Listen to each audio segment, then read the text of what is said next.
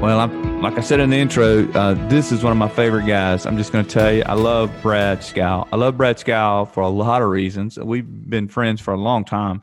And you know a lot about a person when you walk with them. And I have walked with you, Bradley, for a while through good times and hard times together. And you can tell a lot about a man's character, and you have an incredible integrity. I've never seen anything like it. You're amazing to me.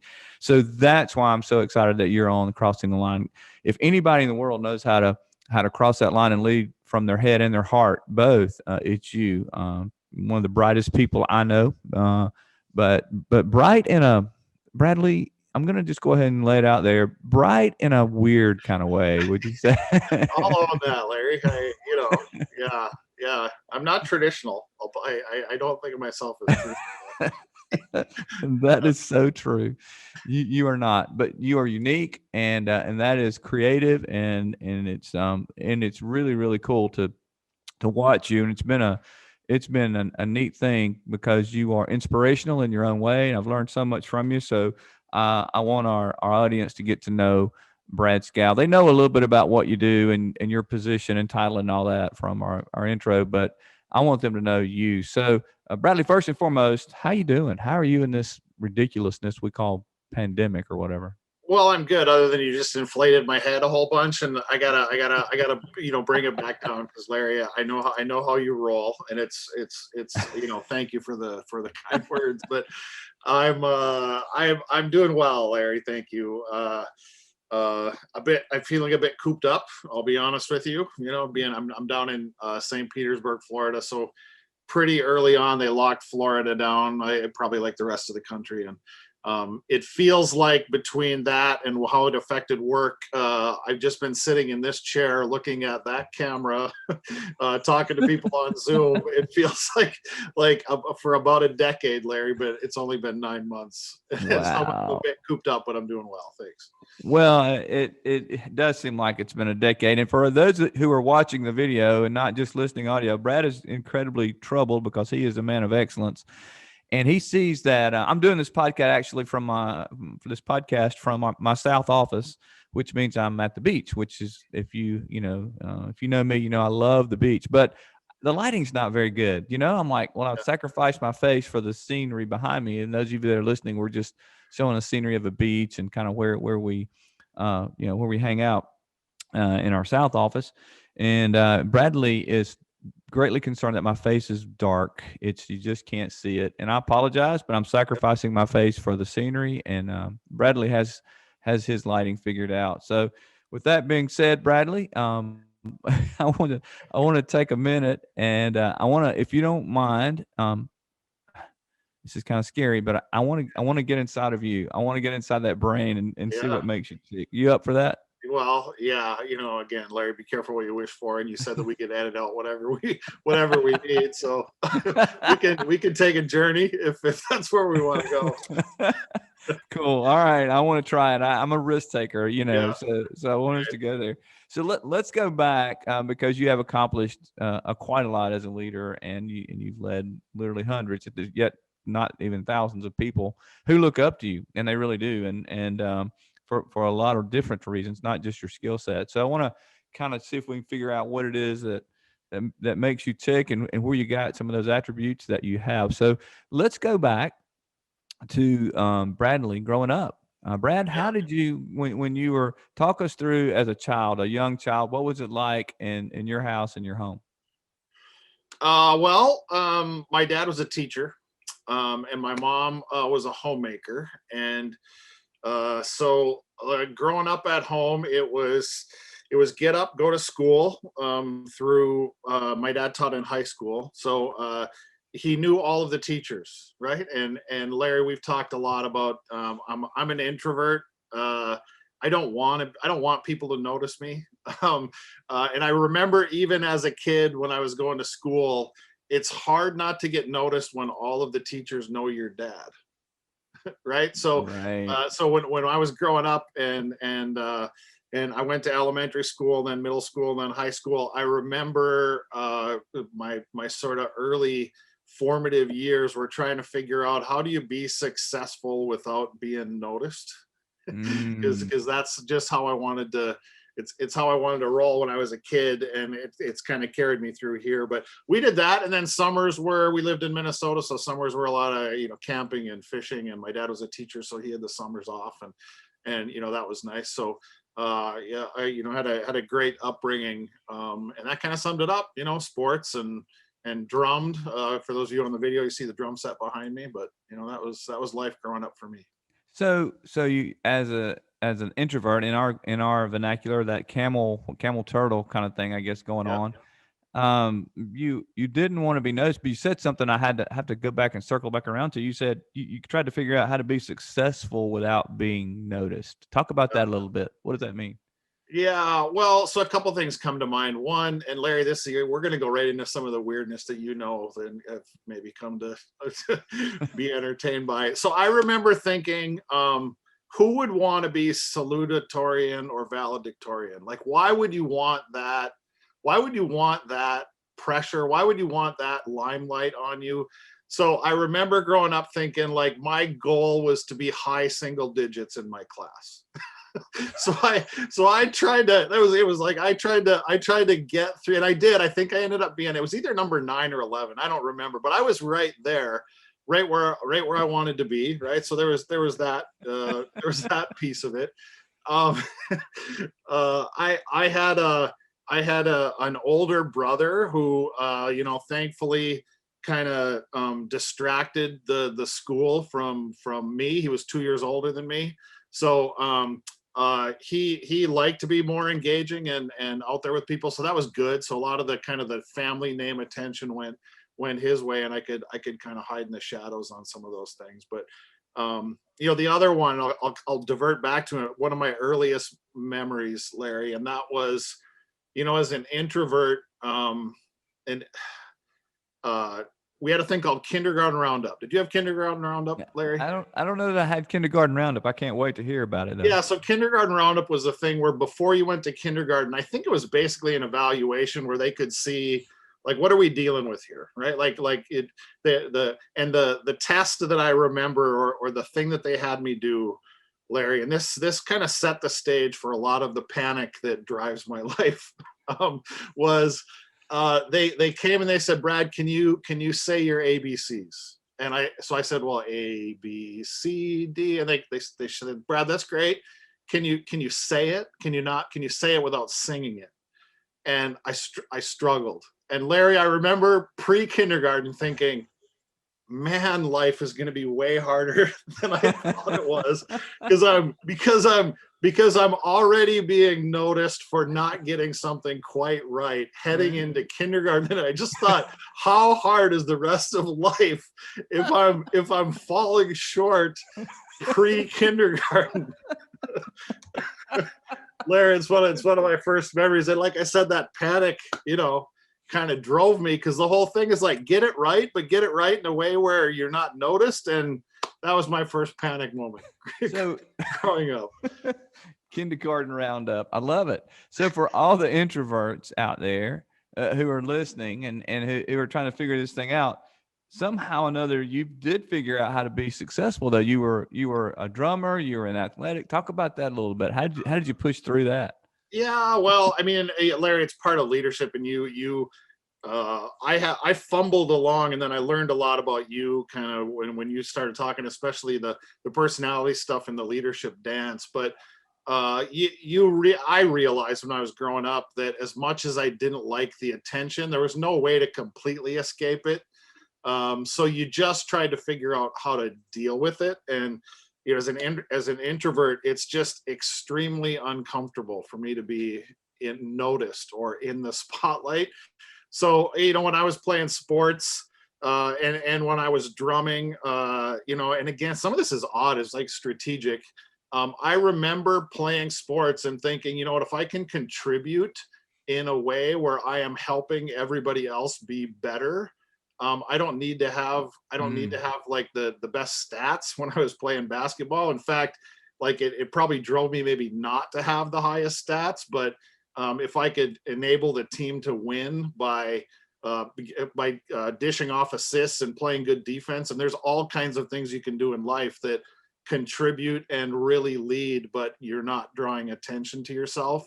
And again, I did that more out of the psychological panic Wow. that So ensued, than leading. But you taught me that's a big part of leadership. it's amazing concept though that you grasped early on, and you were willing to lead from the middle or lead from the back, if you will, instead of having to always be in the front. And that's carried. I heard you say that's carried over to kind of your leadership philosophy today, huh?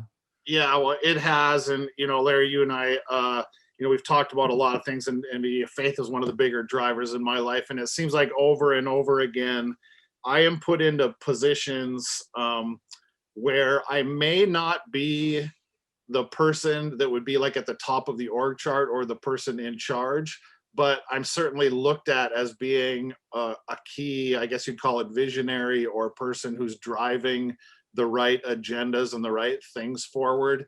And I've always looked at it as, really being asked to lead from the side, to play that role of helping the team or the company or whatever it is that I'm involved with from a you are up front, but maybe not the person carrying the baton up front, if that makes sense. Yeah, it makes a ton of sense. I think it's why so many people love you. I think they sense that authenticity, that and, once again, in our vernacular, the servant leadership kind of model, right? Yeah. Well, another thing that and I thought a lot about this when the first time you and I went through the Make a Difference material with you, when you called it the leading lion. And it's, I thought about the first time ever really that there are people that you just kind of look at naturally as leaders because they are out there, like making decisions quicker and maybe more boldly than the rest of the people. And then I spent a lot of time, probably too much time as a camel turtle, ruminating on like why is that, because the visibility piece is an important part of leadership, but the support and the work and the other things that get it done are just as important as that person out front making the decisions. And I really came to grips with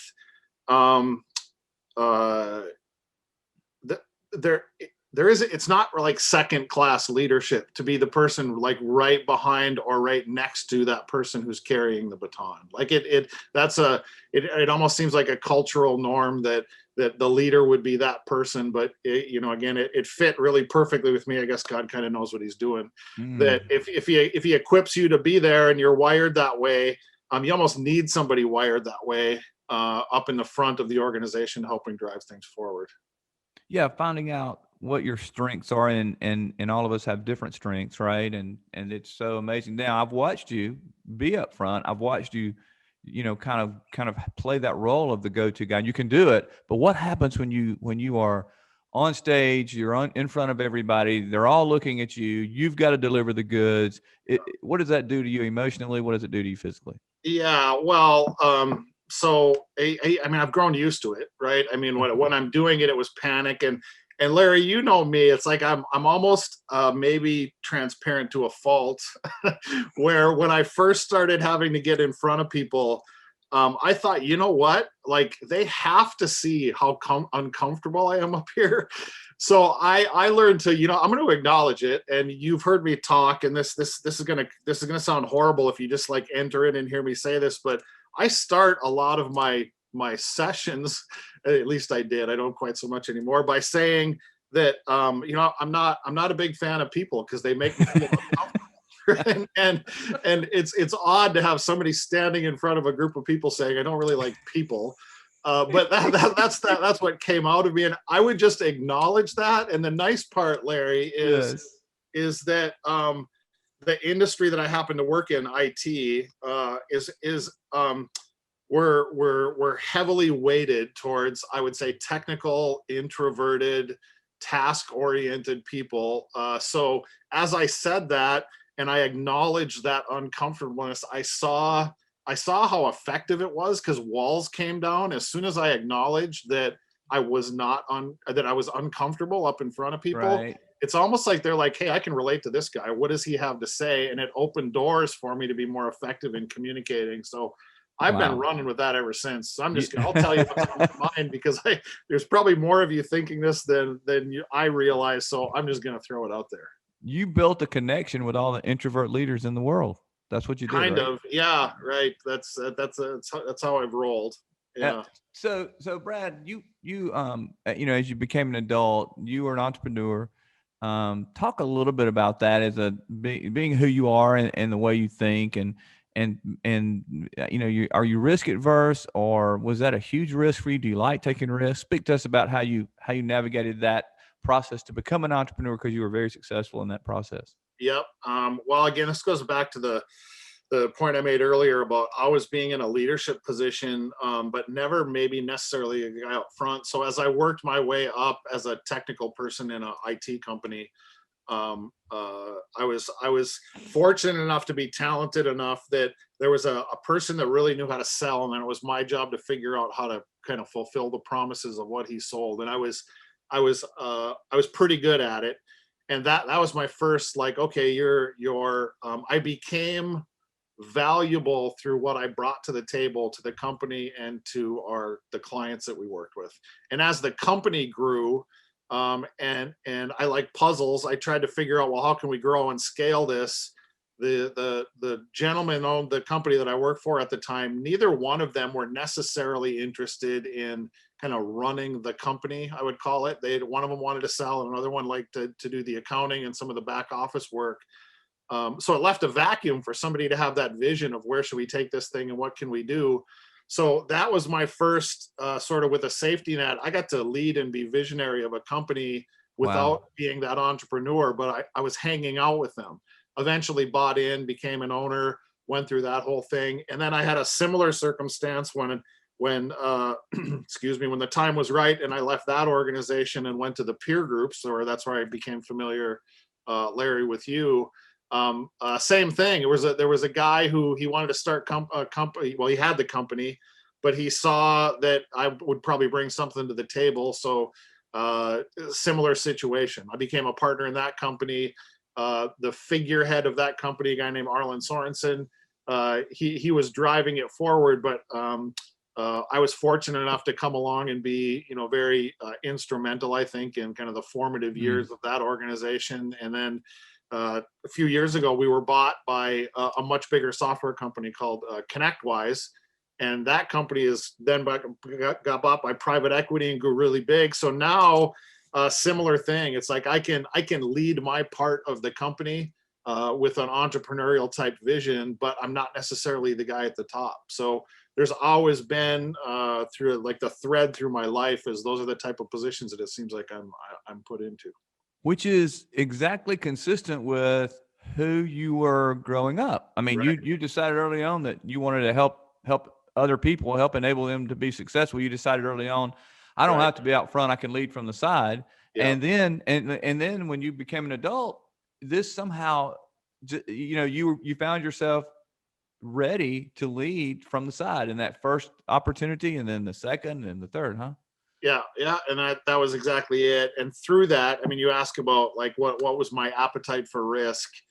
Probably the first 15 years, it probably wasn't much, and I'll play amateur thinker on this kind of thing, but as a camel turtle, I always look at risk as you go back and forth between. There's a lot of opportunity that I see in the visionary kind of conceiver part of my brain, but all of those buts are hanging there, right? All of the details that the camel would worry about would kind of hold me back. And it was when I left the first company that I was with and made the move and became a part of the peer group organization. That was the first, I would call, a really big risk, I guess, I took in my life. And when I saw that one worked, I became more comfortable with it. And I've taken a few more, along the way. So if I had to look back, and you hear this with leaders a lot, I think if I had to go back, I would be less averse to risk. Because a lot of what probably held me back and what I worried about without taking some chances was just that. It was worries in my head that like they're going to come, and it may not be perfect, but make the choice, make the decision to move forward anyway. It took me, I would say, like maybe too long, but I'm here. I'm happy with where I'm at, and I'm much what's the right word? I'm much less risk. I'm much more risk averse. I'm much more willing to take a risk, Larry, than I was earlier in my life. Well, you said something, and I think you can help a lot of people, because people who are naturally introverted, those camels and turtles, even, and maybe even some of the monkeys, but certainly the camels and turtles, they will process something. A decision, becomes presents itself to them, and they start spinning, and they spin themselves into oblivion and end up not really being able to make a decision. More, and I don't know if it's so much about, maybe it's risk adverse. Maybe it's fear of failing. Maybe it's they help us to know, Brad, from someone who says, "Look, I'm a leader, or I have a family, or I'm trying to figure this out. I'm a turtle camel, an introvert, but man, I have a hard time making decisions, and I have a hard time pulling that trigger." Help us with that as a camel turtle. How did you walk through that? Yeah, so for me, it became I had what in hindsight was probably an irrational fear that if something is halfway decent in importance, and if you get it wrong, it feels like it's going to be fatal, right? Like that's your concern. It's Oh, like that's good. you don't want to deal with the finality that you spin up in your head of what could happen if you get a decision wrong. Some of these things begin to sound cliche, but there's a lot of them out there that are good if you look at them. And it's it's that concept of, if you get it wrong, you didn't really get it wrong. You just found out a way not to do it right. Like let's just try another way. And it's hard for and for me, and I'm assuming there's other people that are wired like me out there, because you want to get it right all the time, and it's just an unrealistic expectation to put on yourself. And it's not a bad thing to get one wrong, because even some good things happen through those wrong decisions. What happens when it really takes courage, I guess is what I'm hearing you say, to go ahead and try this and fail, because that's such a poof off for camels. I mean, they just so are into perfection, I know. Yeah. And I know that's important. And to give yourself permission not to be perfect, to give yourself permission to be fallible. How do you get there as a camel? Yeah, it's a good question, and I have to trick myself. So, it's all, again, I like to find a way to be effective. So, two things that I have found, where it's not like I've changed my mind, but I've learned how to manage my limitations around being able to make decisions. So the two gimmicks that I use for myself are, one, I noticed right away that as I have my ideas and I start working on something, I can get 95% of what I need done in a very short amount of time. Like the idea can be done, but in my mind, it's not done, right? Like but then I'll spend days or weeks or months trying to think that I'm going to get that, get it from 95 to 100%. So the first trick I have is, if I catch myself and it's big enough, I just discipline myself to say, whatever I come up with in the next 15 minutes, like, that's it. I'm just going to, that's what we're going to roll with. And I'm not going to, cause it's going to be good enough, right? Like, it will be good enough. We can adjust it later if we need to. The second one is, if it is more involved and more complicated and you have to invite some other people into helping, I just had to learn, give myself a deadline, even if there wasn't one. So, pick a date. If it's a decision that, for the good of whatever organization or whatever you're doing, if we have to have this thing done by the end of the year, then I might say, all right, by November 30th, I'm just going to give myself a self-imposed deadline, because if I hang on too long, again, it's kind of the same concept. But so those two gimmicks, that's what I've done. Either give myself a short amount of time, or for sure set a firm deadline, and then that's when I have to make it. That's a great leadership moment right there. And that takes discipline, right? I mean, it takes discipline to say, I'm going to give myself a timeline. I'm going to give myself a deadline, and then and it actually follow through with that. Yeah. Because in my mind, when I get to the end of that 5 minutes, I know myself. I know I will think this could be better. But I've learned through years and years and years and years of, yeah, it might be a little bit better, but like a decision today is better than like, waiting a long time and having basically the same decision be made a month from now. Right. That like, let's just do it. But it's not, it's a discipline. It's not a, like the thinking has changed. Like I have the same anxiety, like, well, maybe this isn't the right decision, but I've just learned to kind of trust maybe the crutch or the tool that I just explained and said, all right, I'm gonna use it, even though it's not comfortable. All right, let me clarify what I just heard just to make sure. I think what I heard you say is you give yourself permission to make this decision, and the discipline is even if you have anxiety, you don't allow your feelings to drive your decision making. You're going to have anxiety one way or the other, so you might as well make the decision because you're Yeah. going to have anxiety. Is that right? Yeah, and the learning was not there's a way to make the anxiety go away. The learning was take a leap of faith even though you have the anxiety, through either the Wow, short amount of time or good. the deadline that you set for yourself. Wow, that's awesome. So you're gonna have it. Take the leap, and that's faith for you, isn't it? I Yeah. mean, moving through anxiety to decision making, even when you have that anxiety with you, Yeah. that is a leap of faith, Yeah, literally, for huh? me, it is, right. It's a big deal. Like, and you asked earlier kind of what it does to you physically when you're up in front of people. It's kind of the same thing when you're making decisions. It's amazing how exhausting decision making can be for a guy who's wired the way I am. Like it can be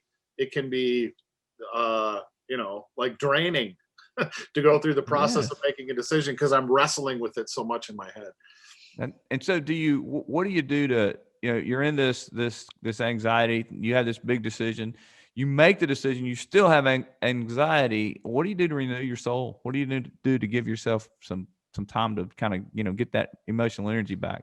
Yeah, what I've found I have to do is try to, at least for me, like almost run in an opposite direction. So Okay. if it's a work thing, like, all right, I make a work decision, let me try to wipe my brain and go, like, maybe I'll drum for a while, or like go for a walk or do something just like completely different. Because again, I've learned that I'm not going to, just because I've made the decision, it's not going to stop the way my brain works and the thinking and how I'm going to ruminate on, second guessing that decision. So the sooner I can distract myself by moving on to something different, I found the better I deal with the what I feel like are the consequences mentally, because nothing's even changed yet, but there are brain consequences to, I just made a decision and now I'm already wondering what's the collateral damage for what I just made. And it's like, you got to stop it. Just stop it and let's move on. Right. So, find a hobby, drum for a while, do something different, and let's go. Yeah, you've got to have that time to go breathe now, right? Right. Let yourself breathe. Do something else. I love that. Run in the opposite direction. And Brad, this system of leading that you have developed, leading from the side and allowing yourself to make decisions, because I think if you had said, I'm going to lead from the side, but you didn't have that decision making discipline, I don't think it would ever work for you. Yeah. Yeah. It doesn't. I mean, leaders make decisions, right? I Yeah, mean, that's right. it's a big part of what they do.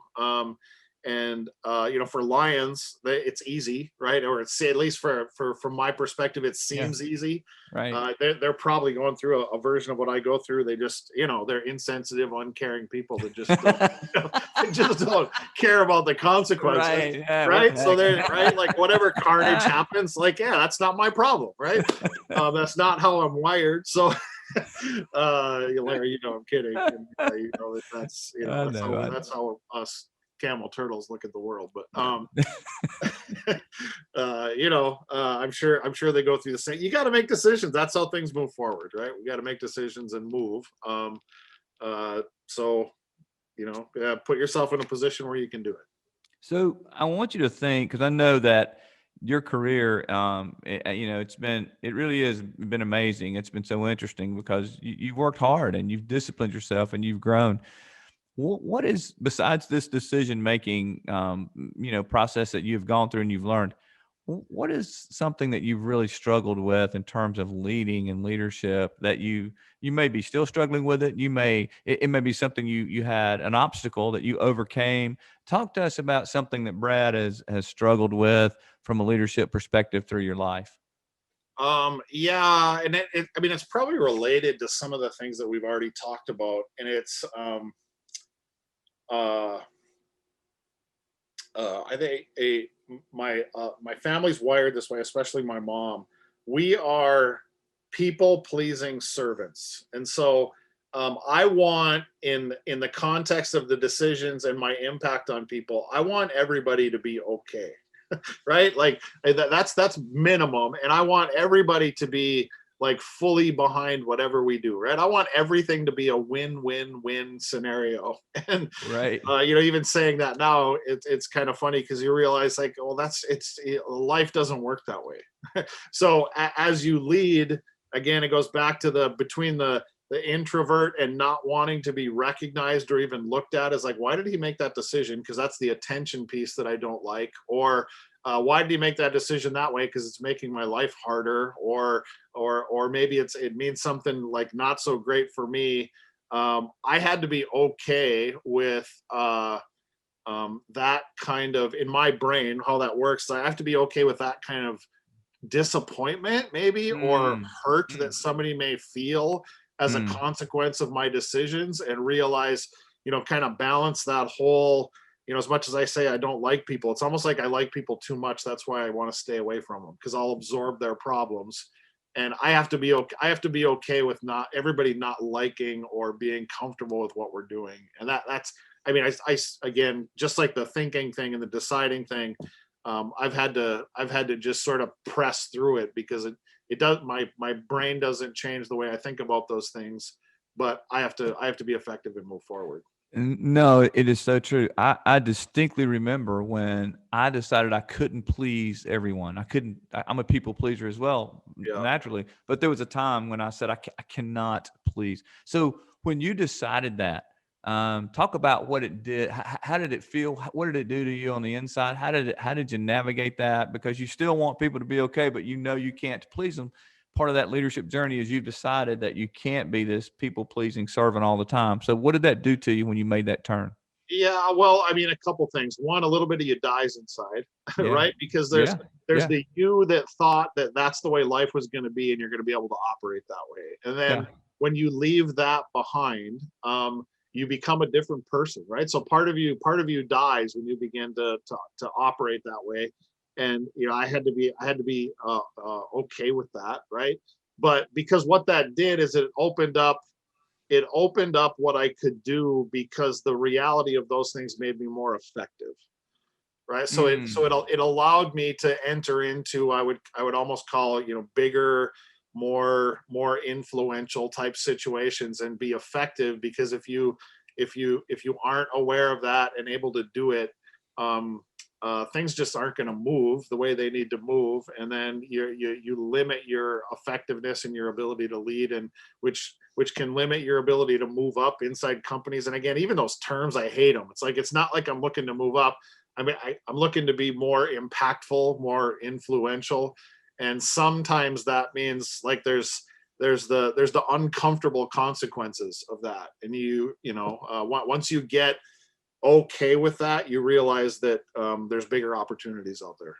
Okay, so the follow-up question to that is, once you get there and you realize you can be more effective, have a bigger impact, how do you keep the balance, from going too far, or to becoming unbalanced, Yeah, and going too far the other direction where you really don't care about people? How do you find yeah, that balance? yeah. That's a good question, Larry. And the answer is, like the other things, I don't trust myself, like just like with the thinking. So my gimmick or my thing there is to find the people that are around me, that are in my environment, whatever it is, that watch me acting.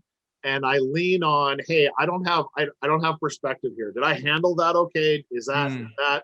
So I look for outside third party perspective on, a check and balance to make sure that, what I'm doing isn't that it's having the effect that I think it's having, right? Like, because you lose you lose visibility in that, especially as you work with bigger situations and more people, and uh, right. it can be more complicated. And we I mean, we haven't really gotten into it, but the current the current area where I see that happening, and now it seems to be happening even more, is through leading the way I lead and wanting to not impact people in a negative way.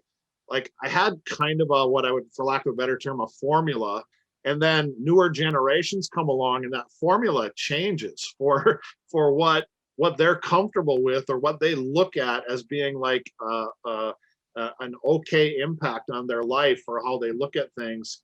And a lot of times those are intention, like what so different generations look at as being okay. And now it seems like, and we've talked a little bit about this through the last year, between the political strife that's going on in our country and the racial strife that's going on in our country. You don't have to do much to offend somebody these days, it seems right? Like even if you're not trying, it's very easy to have like kind of push somebody's buttons. It doesn't seem like we're open to civil discourse as much as we were. There's just a lot of hurt people that like are reacting in a way that is a lot different than historically. At least it seems like from my perspective, it's a much more difficult challenge now than it was like 10 or 15 years ago. Yeah, I think you have nailed it. And that whole civil discourse, we've lost the ability to do that, I think, in this polarizing. I'm telling you, we really are, and we kind of shift gears for a minute, but we're in the one of the most polarizing times that I can remember. Yeah, yeah, it's difficult, and the unfortunate thing is that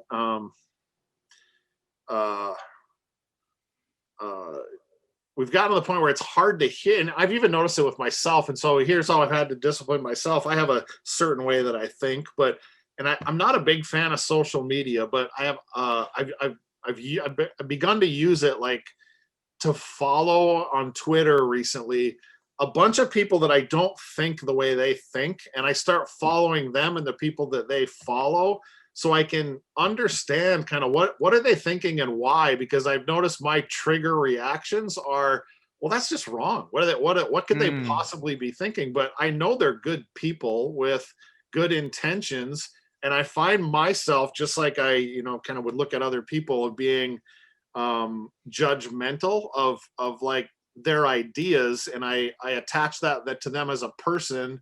And there's so much of that going on right now that it's we've lost sight of the people to with the concept of we want to be right. Like it's more important to be right than to love the person.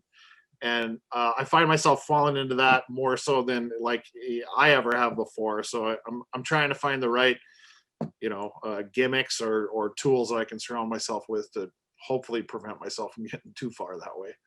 I think it's brilliant, and when that you actually look at the other side to try to understand, to try to see. I know these are good people. You said I want to see kind of what they're thinking. Does it help? Has it helped you? Oh, absolutely. Yeah, it has.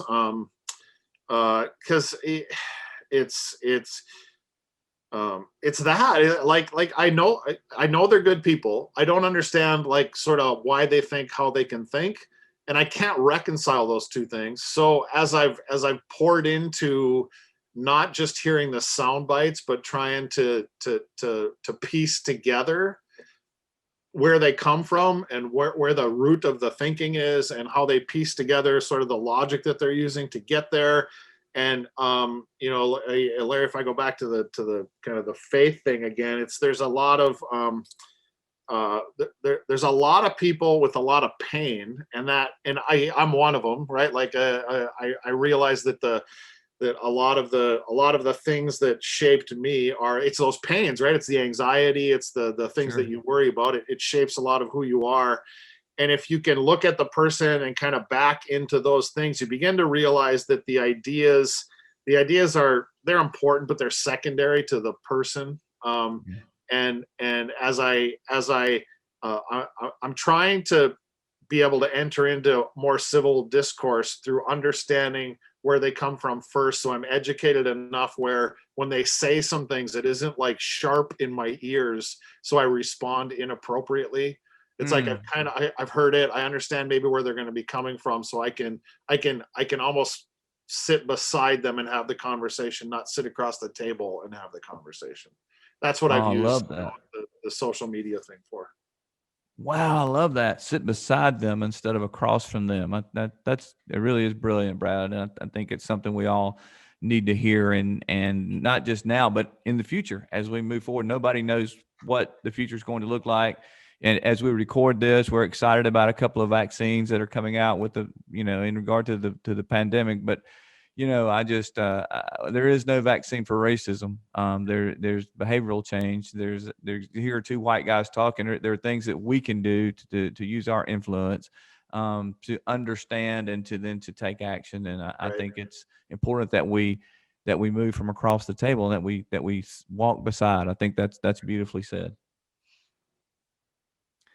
Here's what I'm gonna do, Brad. I'm gonna turn. I could talk to you all day. You're just brilliant, and I could listen to you talk, and your perspective seriously is amazing and a true intellect. But I wanna take just a minute and ask you to think about these young leaders, maybe the camel turtles, whatever they are. The aspiring leaders who are trying to make it, trying to figure it out, and boy, they're having a hard time because they're in 2020. I mean, we're still at this point, so many people are still, locked in. We don't know what that means anymore. And we're wearing masks and we're doing all kind of things. And, but they're trying to launch a career. They're trying to launch their lives. They're trying to have a relationship with somebody they love. What would you tell them that they need to focus on? What are some things that they need to know in order for them to be successful in their leadership journey? Yeah, that's a good question, Larry. And if I think that's what I would tell them is, if you, with all the different personality types, right, and how you look at things, if you can use those superpowers and those limitations and harness them to always be looking to help other people be successful, Mm, you will lead well, right? Like if you focus on that, not it's the paradox of, the more you help other people be successful, the more influence and leadership that you have. And if you can keep that in mind, with the personality types and the anxieties and the different things that you have, and let those things go and use what you do have for strengths, and help other people be successful, you will naturally find yourself gravitating towards becoming a better leader and more influence in people's lives. brilliant and a great leadership nugget. Thank you, Brad Schow. I can't thank you enough for giving us some of your time. I admire you. I love you. I care about you. I've watched you. You're one of the strongest leaders I've ever been around, and I mean that sincerely. And you have made a huge difference in the lives of many, including my own life. So thank you. Thank you for your leadership and for just being honest and transparent as you always are, and helping us today to talk about how to lead as an introvert and make decisions, and how to sit on the same side of the table with others. Wow, that's just rich and good, and we gotta think about that for a while so we can apply it. And listen, it with all this talk that we've done, it's time for you to turn around and play those drums for a bit, and and kind of relax. But Yeah. hey, thank you, brother. I appreciate you very, very much. Yeah, Larry, you too. Likewise, you've been one of the most influential people in my life. So happy to help you out any way I can, Larry. Mm. We'll look forward to talking soon. Take care. All right, all right. Thanks, Larry.